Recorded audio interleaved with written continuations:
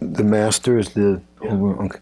Hare Krishna, Krishna Krishna, Hare Hare, Hare Rama, Rama. We're reading from the Bhagavad-gita As It Is.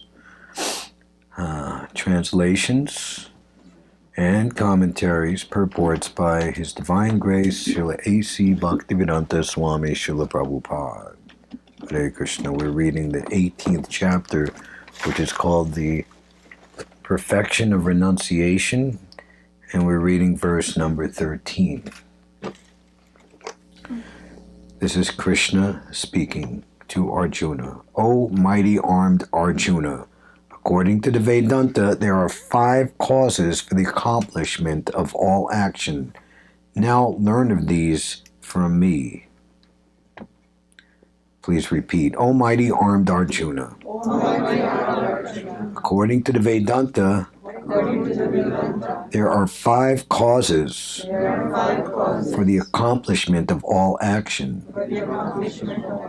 Now learn of these from me. Purport by His Divine Grace, ISKCON's Bhaktivedanta Book Trust, Founder Acharya, Srila Prabhupada. A question may be raised that since any activity performed must have some reaction, how is it that the person in Krishna consciousness does not suffer or enjoy the reactions of work? The Lord is citing Vedanta philosophy to show how this is possible. He says that there are 5 causes for all activities, and for success in all activity, one should consider these 5 causes. Sankhya means the stalk of knowledge, and Vedanta is the final stalk of knowledge accepted by all leading acharyas. Even Sankara accepts Vedanta Sutra as such. Therefore, such authority should be consulted. The ultimate control is invested in the Supersoul. As it is stated in the Bhagavad-gita, Sarvasya Chahim Ridi Sanivishta. He is engaging everyone in certain activities by reminding him of his past actions. And Krishna conscious acts done under his direction from within yield no reaction, either in this life or in the life after death. Om Jnanatimirandasya Jananjana Shalakaya Chakshur Unmilitam Dhyena Tasmai Shri Gurave Namaha Shri Chaitanya Manobhistam Stapitam Yena Bhutale Svayam Rupa Kadamayam Dadati Sva Padantikam Vandeham Shri Guru Shri Utaparakamalam Shri Gurun Vaishnavamscha Shri Rupam Sagrajatam Sahagana Raghunathan Vitam Tam Sajivam Sadvaitam Savadutam Harijana Sahitam Shri Krishna Chaitanya Devam Shri Radha Krishna Padan Sahagana Lalita Shri Vishakavitamscha Hey Krishna Karuna Sindhu Dina Bandho Jagatpate Gopisha Gopika Kanta Radha Kanta Namostute Jayatam Sarato Pangor Mama Mandamatergati Matsar Vasva Padambo Jo Radha Madana Mohano Dibyad Brindaranya Kalpajumada Srimad Ratnagara Sringhasanasto Srimad Radha Srila Govinda Devo Prastalabhi Savyamano Smarami Shriman Rasa Rasarambi Bamsi Bhattatatastita Karshan Venu Svanar Gopir Gopinatha Sriye Stuna Taptakanchana Gaurangi Radhe Brindavaneshvari Vrishabhanu Sute Devi Pranamami Hari Priye Vanchakalpatarubhyascha Kripa Sindubhya Evacha Patitanam Pavanebhyo Vaishnavebhyo Namo Namaha Jaya Shri Krishna Chaitanya Prabhu Nityananda Shri Advaita Gadadhar Shri Vasari Gora Bhakta Hare Krishna, Krishna Krishna, Hare Hare, Hare Rama, Hare Rama, Rama Rama, Hare Hare.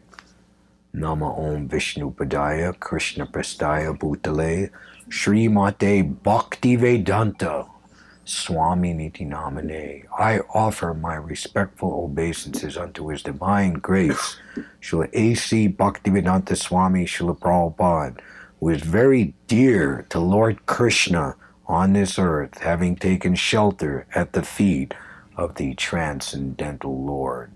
Namaste Saraswati Deve, Gauravani Pacharane, Nirvashesha Sunyavadi, Paskita Deshatarane. Obeisances unto you, O great spiritual master, O servant of Srila Bhakti Siddhanta Saraswati. You are so kindly, mercifully teaching the message of Lord Sri Krishna Chaitanya Dev and are delivering these Western countries which are filled with impersonalism and voidism. Panchitani Mahabaho Karanani Niboda Me Sankye Kritante Proktani Siddhaye Sarva Karmanam. Almighty armed Arjuna, according to the Vedanta, there are 5 causes for the accomplishment of all action. Now learn of these from me.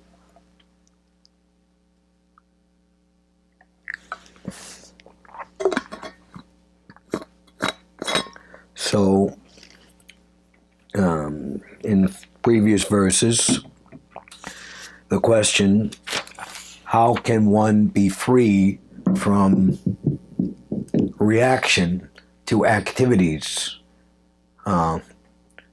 Everyone has to, no one can stop acting, no one can stop thinking, no one can stop feeling, willing, or desiring.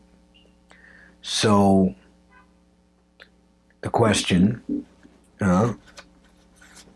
which is said here in the beginning of the purport, the question may be raised that since any activity performed must have some reaction, how is it that the person in Krishna consciousness does not suffer or enjoy the reactions of work?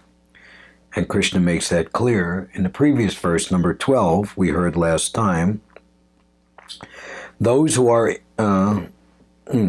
Prabhupada says, a person in Krishna consciousness acting in knowledge of his relationship with Krishna is always liberated. So that's the answer, how one can be free from any reaction to activities, good or bad. It's easy to understand bad activities yield a bad result. You murder somebody, or you hurt somebody, or you steal from somebody, or you know. So there's going to be a bad reaction. But most people are not understanding, but even doing something good, if it's not ultimately based on the person's eternal relationship with Krishna, then that is also binding. Like we do good for somebody on the material platform, it doesn't help them to get out of material consciousness. It's more or less just helping them to temporarily, even if the benefit is for the rest of this life that they're in right now, continue on. And because they're lacking self-realization, they will also be performing activities that will keep them in the material world. So in the name of helping somebody else, because you've helped them to continue to get more karmic reactions to stay in the material world, you're actually not helping them. So you get a reaction for that also. Or even in the best sense of the term, that, and this is most people's conception of piety and being good and moral, that will be elevated to a higher standard of life, a higher position in the next life. Most people, their idea is that we will go to heaven and we'll have a higher standard of enjoyment, longer lifespan, more, it'll be more nice, peaceful. So, because we're part and parcel of Krishna, and our natural position of our thinking, feeling, willing, and acting is to always be doing those things for Krishna's pleasure. That is called bhakti. It is by far superior to any conception of mundane piety, and certainly impiety of this world, and it's beyond even the most sought after thing by people who are somewhat learned and advanced: liberation from the cycle of birth and death, liberation from material conditions. If one is absorbed too much in trying to achieve such liberation, discriminating matter from spirit, that also doesn't touch the precincts, what to speak of entering into the realm of pure devotional service, which is based on the desire to satisfy Krishna. Krishna is a person, and as we're persons, our reciprocal relationship is based on mutual service and benediction. And that reaches the highest point, ultimately, where Krishna becomes the devotee of his devotee. And that is ultimately what this Krishna consciousness movement is leading people to, or what the ultimate goal is. And because it's the topmost goal, it includes all other subsidiary goals, just like if you're described in the second canto, the process of devotional service and the Lord in the heart, that the advanced yogi, bhakti yogi, having absolutely no material desires, is going to the topmost planet of Goloka Vrindavan. He passes through all the intermediate and ultimately highest planets, such as Maharloka, Janaloka, Satyaloka, and ultimately Brahmaloka, where the topmost elevated beings in this universe live, having lifespans that are fantastic beyond our calculation. Billions and trillions of years. So the devotee, he passes beyond, he sees those things, just like if you're going to a distant place, or maybe airplane because you're up in the air and you're just above the clouds, but if you take a train ride, you pass through many intermediate stations before you get to the final destination. And because the devotee has absolutely no desire to be in any other realm except Krishna's planet, he's not tempted to get off the train when it stops in those intermediate places. So without knowledge of what is the ultimate goal, then it is quite certain that people will be allured or detoured by various temporary goals that seem to be better than what you have now, but still not ultimately for the pleasure of Krishna, and not ultimately based on the original seva bhavana of your real self. That means the eternal, natural, inherent mood of loving service that each and every living entity has in their pure state, which is the ultimate thing that everyone really needs to situate themselves in. So it's not so much changing our activity, or we don't have to do anything separate than simply sincerely seek out our original relationship with Krishna, for which we're so constituted. And as it's mentioned here, Krishna as the super soul, the ultimate control is invested in the super soul. He is engaging everyone in certain activities by reminding him of his past actions. And the Sri Upanishad is described that Krishna is the self-sufficient philosopher, When Krishna thinks, his philosophy is absolute truth. That's called satya, truth, sankalpa, desire. Whatever Krishna thinks or desires, it's ultimate truth. Like you read in this 10th chapter of Bhagavad-gita, the opulence of the absolute truth. And also in the second canto, it's described that, for example, all different beautiful types of birds, their colors and the way that they fly, and other things, like heavenly beings who sing very beautifully. This is an indication of his unlimited supreme artistic sense. So,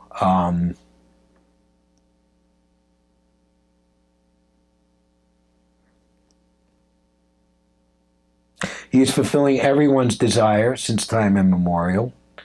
And in the wayward sense, in this world, when people want to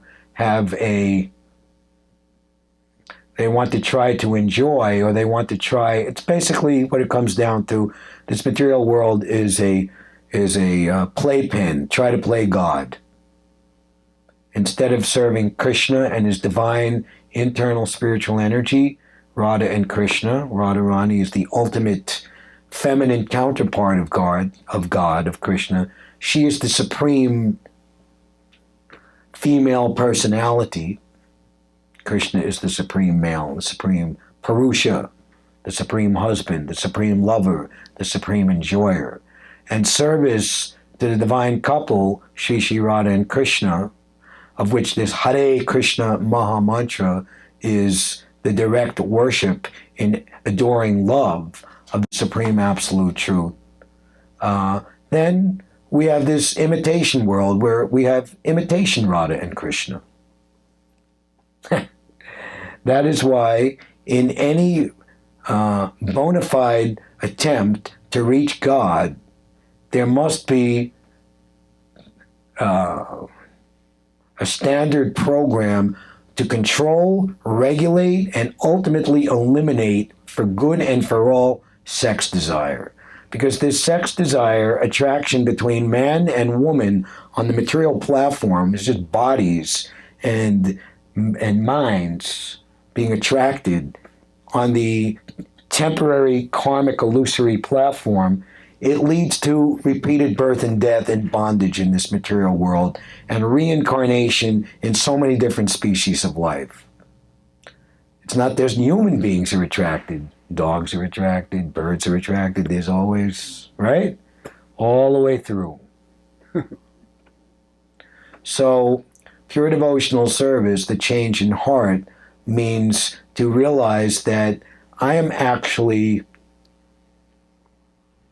my very self is a servant of the supreme love affair of the Supreme Lord and his internal potency. This is a very high thing from our particular vantage point where we are right now. And it takes great sincerity, prolonged endeavor, and great, you'll be tested to see how sincere you are to really get to the real, true spiritual desire of yourself and rout out the conditioning which we've had all throughout this life and countless lifetimes in the past to actually manifest our real desire. And that real desire is the most beautiful thing. It is the most desired thing. Anandam buddhi vardhanam, pratipadam purnatmitas vardhanam, sarvatma snapanam param vijayate Shri Krishna Sankirtan. Krishna is so kind, their lordships are so kind, that they have come, they are the Hare Krishna Maha Mantra, and cleansing all misconceptions and all reactions to our previous bad karma, physically, mentally, and intellectually. All of that is completely cleansed away. And ultimately, we enter into the ever-increasing ocean of spiritual happiness, which Krishna himself is always situated in. That's why it's described. Once going back home, back to Godhead, once tasting that nectar of devotion, that nectar of immortal love, one will never come back to this material world.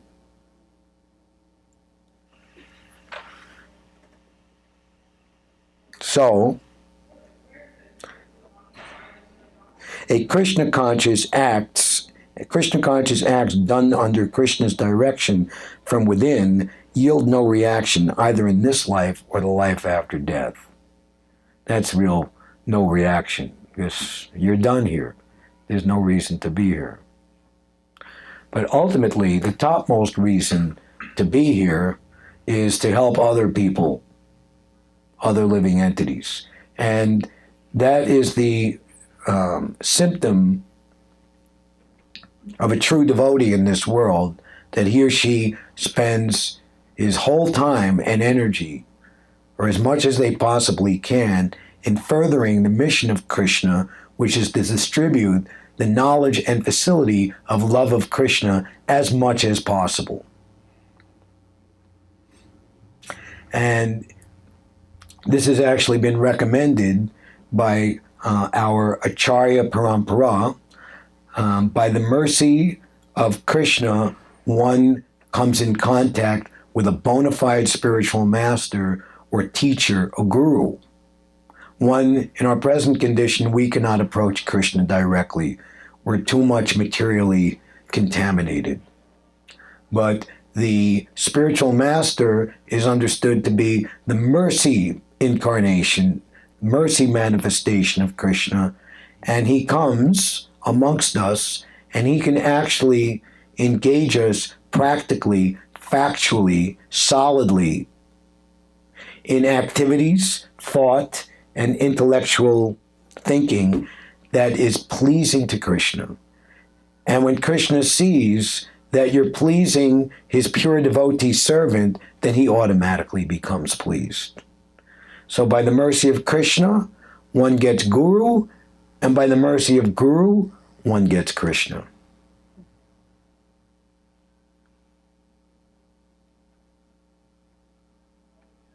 Any questions so far?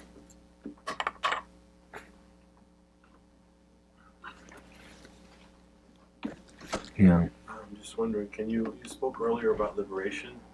Can you elaborate more on that, like in terms of what it actually means to be liberated? Because there's a few different kind of understandings of it. Does it mean you're not part of the material world anymore and not part of the spiritual world, or just, does it mean that you're actually, prone to come back to the material world? There's one of the 6 symptoms of Krishna consciousness described in the beginning of the Nectar Devotion. Krishna consciousness surpasses all liberation. So liberation, becoming free, has to be permanent for it to actually be complete liberation. That those who neglect their personal relationship with Krishna and achieve some type of liberation, because of neglecting that liberation is temporary, and they will fall back down to the material position. It's almost like you can get out of prison by serving your term and satisfying the authorities that you're thoroughly reformed, or you could make an elaborate plan to break out of jail. Okay? First one, he's done. Thank you very much. He's not even on parole. He's finished, he's done, he's gone. Whereas the second one, he's a fugitive for the rest of his life.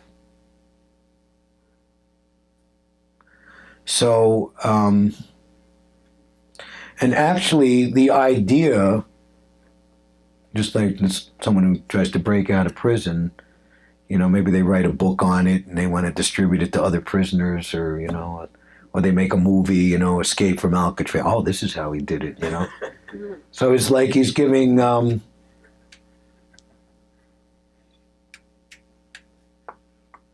It's causing more harm than good.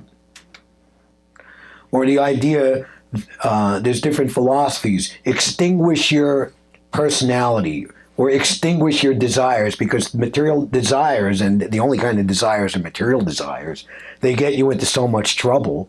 So the real perfection is nirvana. Just cease all activities, and then you'll be peaceful. But again, as we were saying, and it's a fact, we're sentient beings. We can never cease thinking, feeling, and willing. So the result of that, it's like a shrouded or kind of diabolical atheism, these types of thinkings, because it paves the way or allows people to become even more attached to sense gratification than not having that philosophy. It's called Mayavad philosophy, which is better to be just like a regular kind of gross materialist than to be an impersonalist, to try to use impersonalism for some approach to understanding God. God and me are one. There is no God. I can become God by some type of process. This is all nonsense cheating. So if one regains, renovates it, and Shukadeva Goswami, he concludes in chapter 2 of the second canto, and anyone who can renovate such devotional service, he goes back to God and he never returns to this material world. That is real liberation. And that liberation is automatic. Prabhupada was being asked in Melbourne, Australia in 1975. It's nice. There's a nice video. You can see it. And the devotee is asking, Prabhupada, we've been performing bad karmic activities in this material world for so long. You know, how long does it take to counteract all of that? You know, like, okay, I've been doing for so many lifetimes, so I have to have so many lifetimes of trying to... And Prabhupada said, you've not been reading Bhagavad-gita? In 1 minute. And he quotes the verse, Sarva Dharman Parityajya Mamekam. Give up all your concocted dharmas. Give up all your ideas of what is religion or what is knowledge or whatever the heck you're thinking. And surrender to me. And instantly, all of those reactions are removed. In 1 second. Do not worry, do not fear. This is Krishna himself saying that, the supreme authority. In 1 minute, and Prabhupada paraphrases it, my dear Lord, for so long I've forgotten you. I'm very, very sorry. Please forgive me, and please accept me, and please reinstate me. Yes?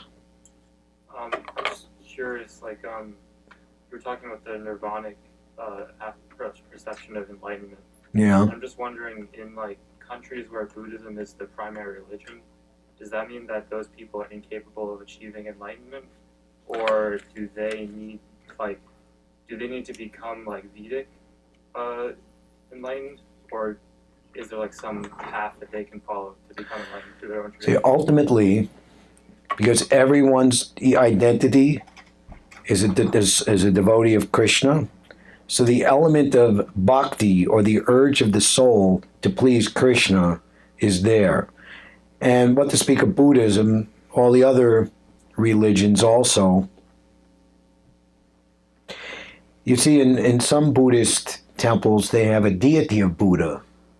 And I've seen in like Nepal, Tibet, and they're making offerings, and they're praying. This is bhakti. This is a personal thing. So the answer to your question, they'll have to proceed further. They're not going to achieve complete perfection in that position. Buddha, actually, he appeared to, for many reasons, it's a very deep reason, because Buddha is an incarnation of God, he's an incarnation of Krishna, a systemic expansion of Vishnu, and people in India, which is the original place of the Vedic culture and the acharyas and the perfect eternal shastras or scriptures were using or misusing the scriptures for animal killing. In bygone ages, there was a procedure which was performed by very expert brahmanas. By the potency of their mantra recitation, that sound vibration, they would sacrifice an old animal, not for the purpose of eating its meat, but to show the efficacy of Vedic mantras, ultimately to demonstrate the supremacy of the Supreme Personality of Godhead. And that animal would be brought back to life in a new youthful body. These things could be done in previous ages. So, what do like some selfishly, diabolically interested people do? They'll take that, okay, we can sacrifice an animal and, and that we'll eat it, but it's holy food. And then you see how over generations, over decades, things just kind of change the way people think, the way they look at things. And so that's always the case when things are appear in this world by divine will in their original pure form. The original practitioners who were present for that divine manifestation, they'll keep the authorized standard pure, but then their subsequent followers, maybe they don't have the same sincerity, or the offspring that come from husbands and wives, married couples, their children, they didn't have the same experience, their motivation is maybe only 50%. So we'll change things. We'll adopt things to say, well, it's too high of a standard anyway, and come on, and we got to be kind to people, and you just make it more easy. So that's what happened over generations, over centuries. And it came to the point where people are considering themselves followers of the Vedas, and they're having wholesale slaughterhouses. Just like here in the Western countries, people think that they're religious, and they're having these horrible slaughterhouses. They'll keep a little. It's horrible to think. They'll breed like a little calf and keep it in a box that can't even move, and they'll calculate exactly how long it should live, 3 months, and they'll feed it all this kind of terrible chemicals, so it's got white, says it veal, very nice, And then they go to church and they consider themselves followers of Jesus Christ. The President of the United States, Lyndon Baines Johnson, he never considered a social event complete without killing a cow on site and ripping it to pieces and barbecuing it and serving it to all his guests. It's demoniac. And they consider themselves religious? So, Prabhupada would ask this question, can you achieve perfection in a different religion? He said, whatever is the religious process, if it's authorized, if you follow it sincerely, you will make advancement. So it really comes down to the sincerity of purpose of the individual. That's another thing. We can't hook our wagon to the institution or to the religion and say, I'm a member of this religion, and because it's moving, I just hook my wagon. Sometimes I see, in India, there's a truck, and some boy will grab onto the truck with his bicycle and get a free pull or something, Really, the example is that we're birds or planes flying in formation. Let's use the example of pilots. We're in flight school on the ground, training up to take our solo flight. On the ground, we can hear from more advanced pilots, we can read the aviation manual, we can become equipped. But when we're taking that flight and we're up in the air, no other plane can help us. You're on your own.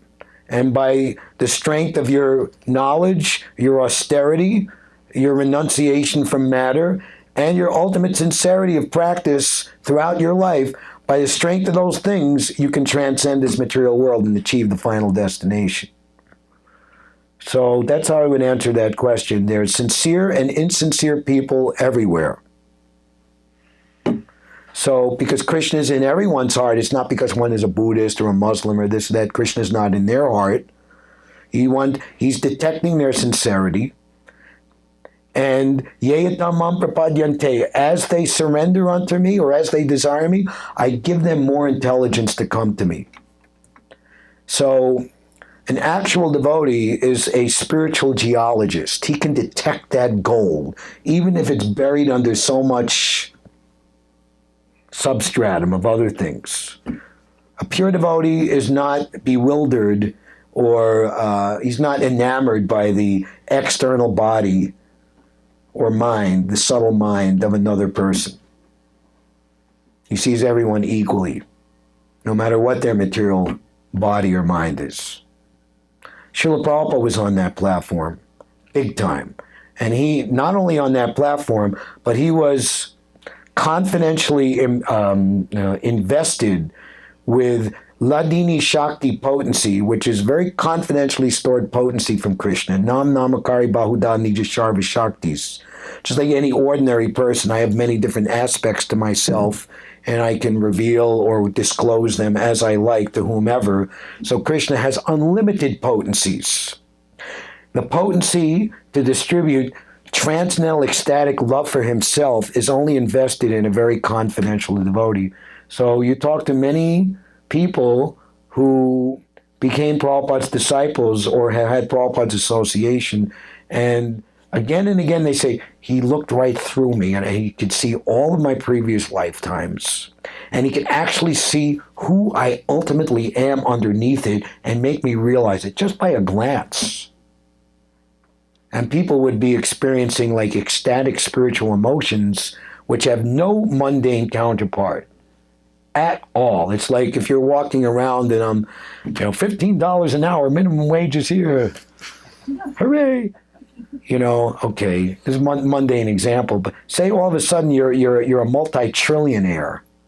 You're like, oh wow, Mundane example. Spiritual happiness is like that, or more, even more so.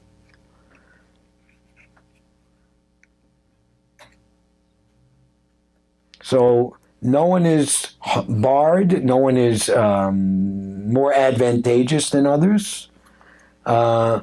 It really comes down to sincerity of purpose of the individual. But at the same time, that sincerity is helped by good association, just like on the ground in flight school.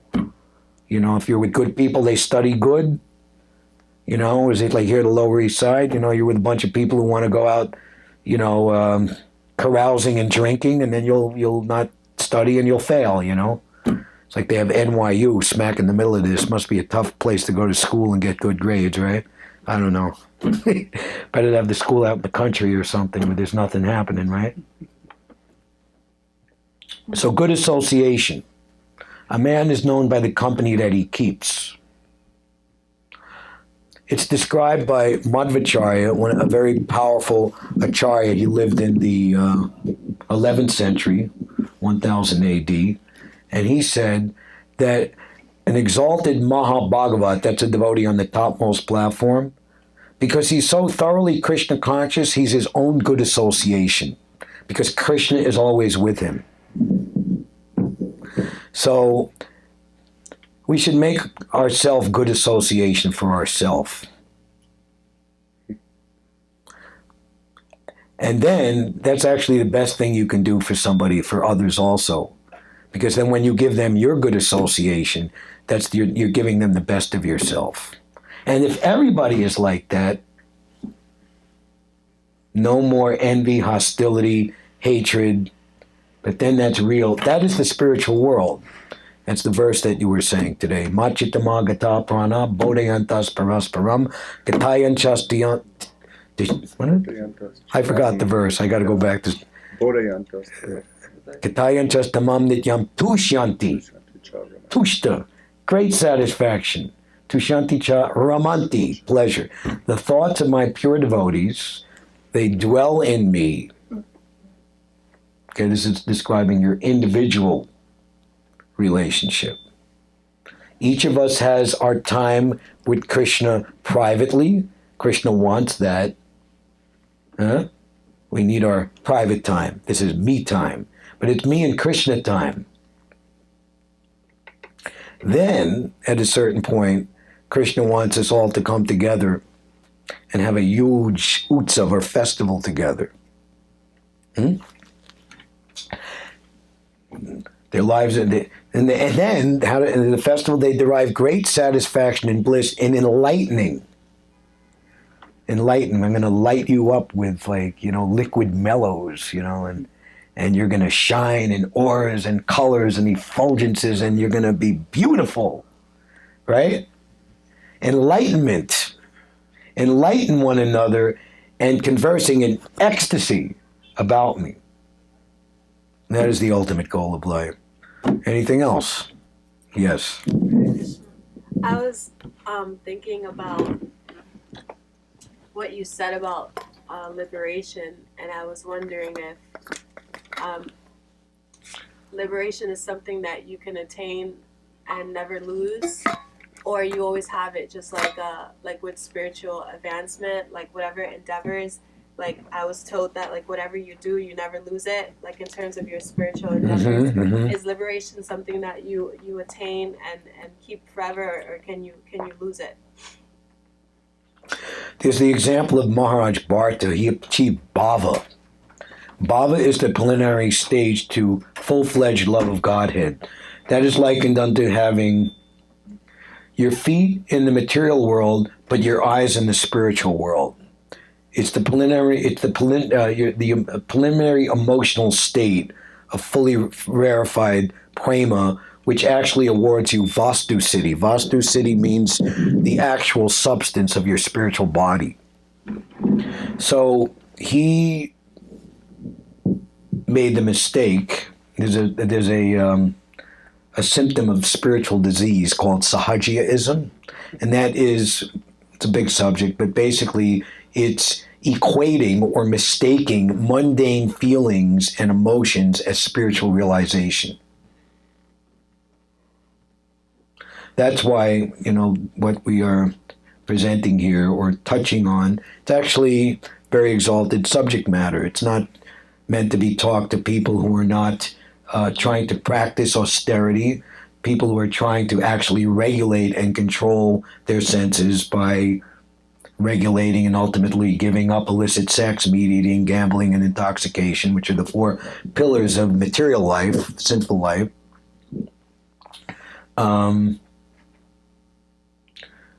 So hearing about topics of love of Krishna, when we think like mundane, lustful feelings and whatever, well, it's the same thing. And by engaging in these lustful feelings and exchanging them with others on the sensual bodily platform, I'm engaging in spiritual, holy, rapturous self-realization.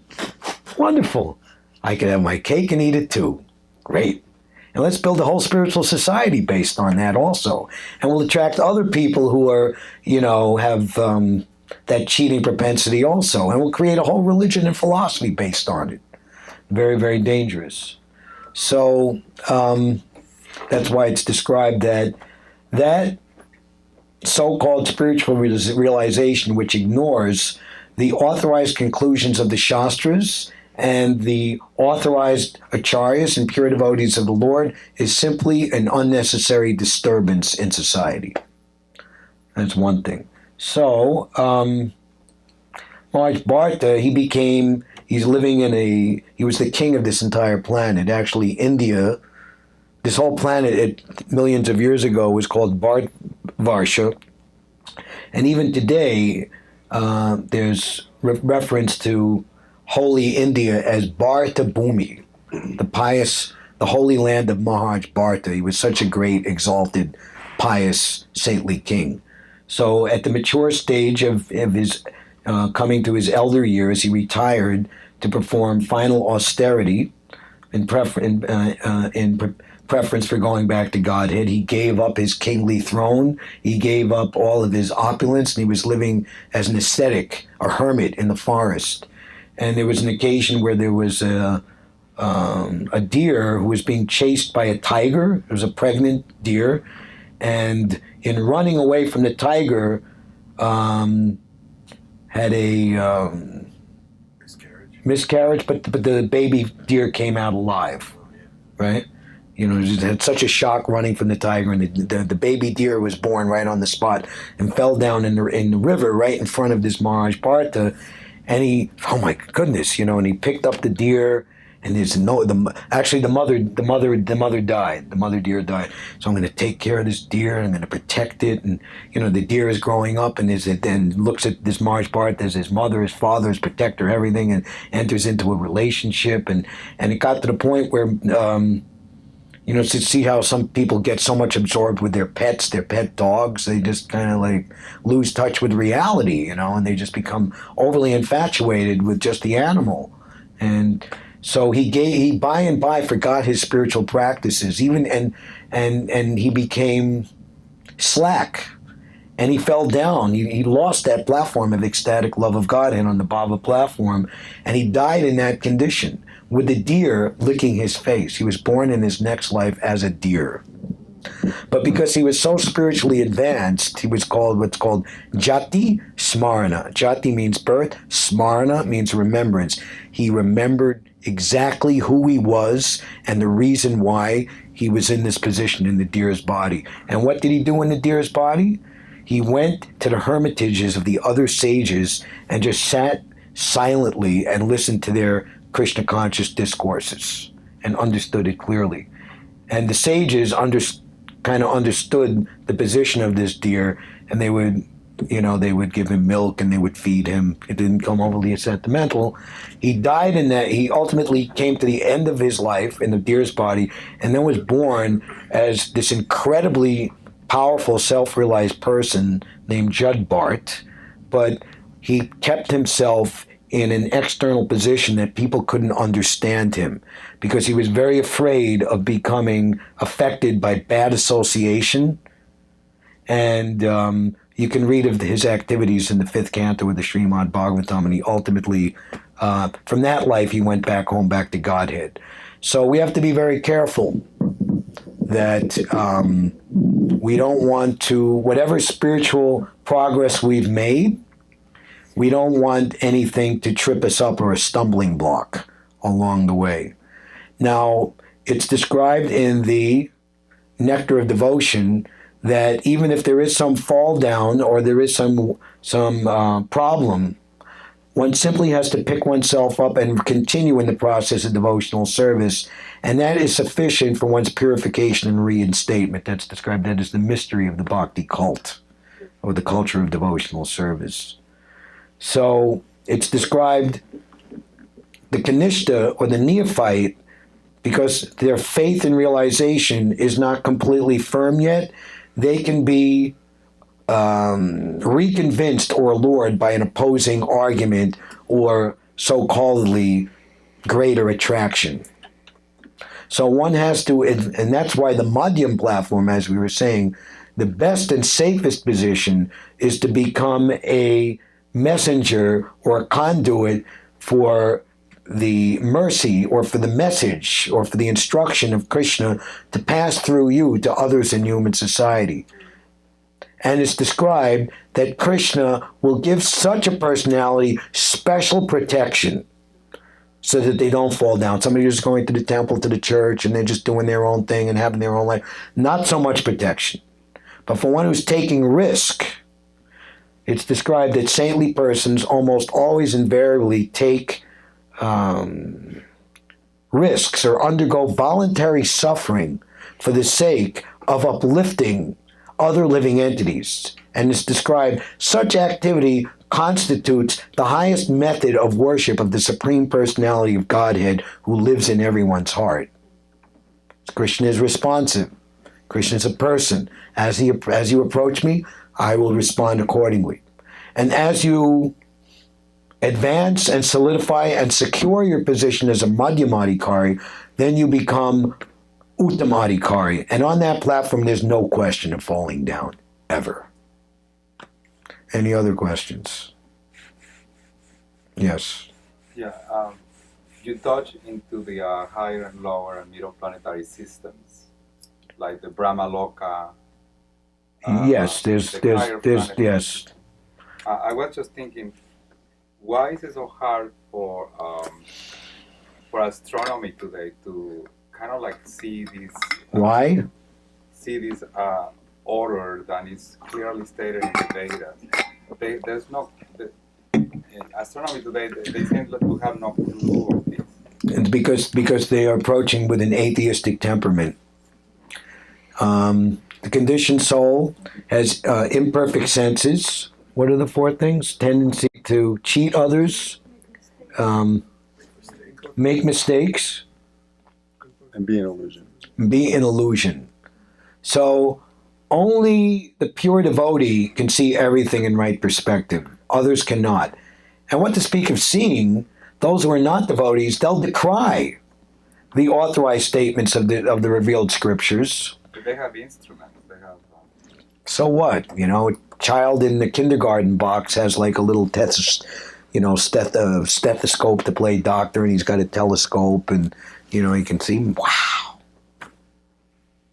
they're very limited, and then they're very proud. Yes, like the kid in the sandbox, he's very proud. Okay, yes, all right. You made a very nice sandcastle at the beach. It's very beautiful. I remember when I was a kid, I was building some sandcastle at the beach. I thought it was. Or I was given, maybe I was 5 years old, and I was given these building blocks, and I made this huge thing in the basement, and my mother came down, wow, that's so beautiful, took the picture, and we kept it there for like a couple of weeks, and we showed it, and I felt myself so proud, you know. What's the difference? They're building all these big buildings in New York City, wow. We create this huge city, and we create all these unnecessary problems, and then we do all this scientific research to counteract all the problems that we created that we didn't even have to have in the first place, and we're very proud that we did that, you know.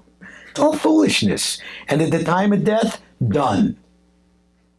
And if you're very attached, you created this big building because of all your sinful reaction and ordering all the veal cutlets and everything else you did in your life, okay, you can be a cockroach in the basement of the skyscraper, or a rat, or a mouse, you know, and on the subway tracks, you know, and then the subway workers come and poison all the... That's karma. Why should they have any realization? That they're playing God. So here's the intelligence, here's the philosophy, here's the rationale to think. In the sixth canto, it's described acting from within the core of the heart of various philosophers and scientists. He gives them different views and philosophies, and they might last over time. Like we had this Darwin's theory of evolution, which is complete nonsense. You know, now it's being debunked even just by scientific evaluation today. And one scientist, one philosopher, he's the king of the mountain. And then after some time, his theory is debunked and a new thing comes in, never coming to an ultimate conclusion. Is it because they're only concerned with material things and the immaterial doesn't matter to them? It's like that's why they couldn't see anything. Well, more to the root, they have an attitude of envy of God. They're envious of God, and so therefore they're. And Krishna is very kind. He gives when he says, "I'm," it's like a little child. I don't want to. I don't want to do it. You got to do. You got to go to school, or you have to. Or, I don't want to be home. I want to go out in the world, and I want to try all right, I'll let you go, but you won't be happy. So we say to God, I don't want to be, what do they say? Better to reign in hell than to serve in heaven, something like that. Give me a place where I can be God. All right, here's a place you can try, but you're not going to be happy. So Krishna is so kind. It's not like he just gives us, all right, and then we realize, wow, this is like a movie set. Like the outlaws, they would erect like a fake town in the middle of the desert with a sheriff and a judge, and somebody would speed through, and they would like, all right, you sped through the town, you didn't see the sign, here's the court, pay the fine. And then when they get, you know, and then they would like get wind of, you know, the real police and the real government would come to wind of it and they'd catch the outlaws and smash it. So it's really, you know, if it's something real easy to say, oh, this is just flimsy.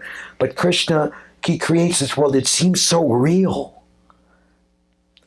Prabhupada, in his last visit to New York in 1976, he was shown a Time magazine.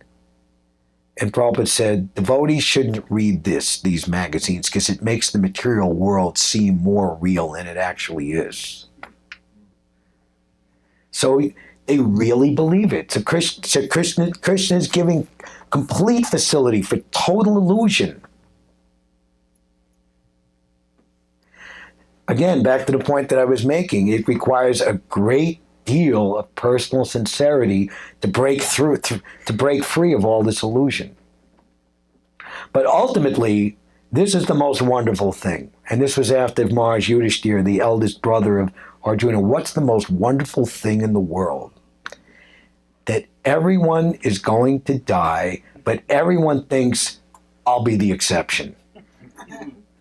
Or that they're making all these big, elaborate plans in science, and you're talking, like, okay, the geologist or archaeologist, tens and thousands of years or hundreds, millions of years, but you're going to be dead in 20 or 30 years. You're 60, 70 years old. Who cares? Why aren't you, if you're like in a burning building and or you're in the Titanic and you got 2 hours before it sinks, are you going to be, calling up and say, well, maybe we should invest in this stock and maybe, this season we should have this line of clothing and stuff. The first thing is, how the heck am I going to get saved? How am I going to, So where is the education to solve the real immediate problem, birth, death, old age, and disease? And there's actually reincarnation. That they might not believe, but at least you are going to get old. You're going to get some type of disease before, and then you're going to die. And they'll say, well, at death everything's finished, and then it's all. They don't know. That's just wishful thinking. That's the most amazing thing. They think they're so proud of all these fancy things that they're doing, but it's just like children making sandcastles at the beach. All of these buildings and all this is just like a conglomeration of material elements. At the right time, it'll all get knocked down. But we are eternal. That's the first and essential teaching in Bhagavad-gita. You, I, and all these persons present were eternal. We were never created, we never came into being, and we will never cease to be in existence. We're unborn, undying, primeval. So where is that way of life? What is that way of life that we could live in that completely perfect, clear consciousness of that fact in this world, being a Jivan Mukta, liberated in this life, and be assured of complete perfection at the time that this body falls down and is finished. Actually, the coming upon old age and ultimate nearing death for the pure devotee is a source of great enthusiasm and encouragement and inspiration. Kind of like, the adolescent, okay, I'm a teenager, I'm going to be 18, wow, it's a perverted reflectory example. But in other words, the pure devotee, because his ultimate perfection is coming near, he becomes filled with so much enthusiasm. That's Srila Prabhupada. He came to us, he was 70 years old and had expanded this movement all over the world from age 70 to 80. And he had incredible enthusiasm. People 60 years younger than him couldn't keep up because he was spotlessly pure devotee. The most empowered personality, but he was shown by practical example how to be liberated by engaging in pleasing Krishna. So what time is it? Okay, 7:30. Thank you very much. Srila Prabhupada ki jai. Srimad Bhagavad-gita ki jai. Hare Krishna. Srila Prabhupada ki. Grace Rama Raya Prabhu ki.